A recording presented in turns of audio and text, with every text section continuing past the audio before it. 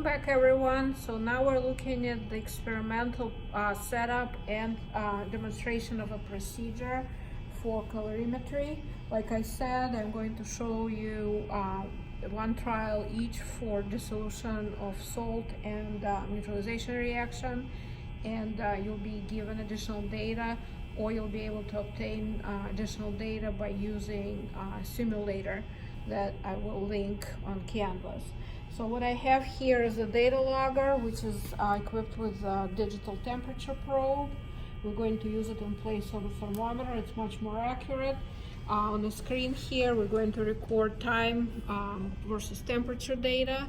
So you're going to see how that's changing in real time as we're conducting the reaction.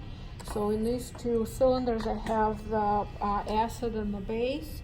I'm going to, this is my coffee cup, my styrofoam cup. I'm going to place the cup into the beaker for two reasons. First, I want it to be stable. I don't want my cup to tip over and solutions to spill. And also, glass is an excellent heat insulator, so I'm going to create a second layer of insulation for my calorimeter, so as little heat escapes as possible. So here in the cup, I'm going to add my NaOH, like we discussed. Exactly 50 milliliters is what I measured. I'm going to thread the probe through the lid. I'm going to cover my calorimeter with the lid, and then now I'm going to press play, and my data is being collected here. I'm going to wait about 100 seconds. I'm going to auto scale so you can see it.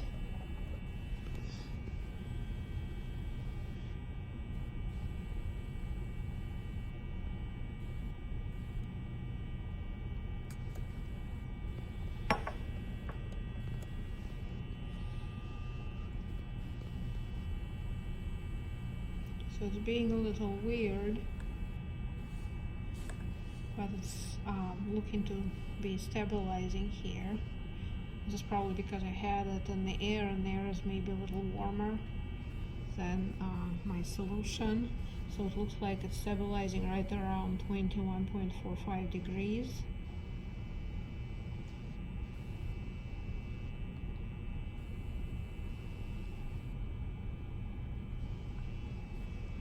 So I'm gonna get ready to add my acid. I'm going to lift the lid here.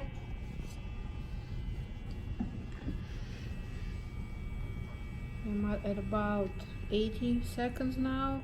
You can see the temperature is staying fairly constant, so I can go ahead and add my acid. I don't necessarily have to wait for 100 seconds, although it's pretty much 90 right now. So I'm going to go ahead and lift the lid, and I'm going to add my acid. Watch what happens to temperature as I do. I added the acid. I'm going to replace the lid, and I'm going to gently swirl the contents to allow the contents to mix. As you can see, temperature did go up quite a bit, just like we expected. Again, this is a reaction that generates heat, so temperature has increased, and now it looks like it's starting to plateau. We're going to wait a little bit longer. Typically we would run this lab for about 300 seconds total, or about 5 minutes.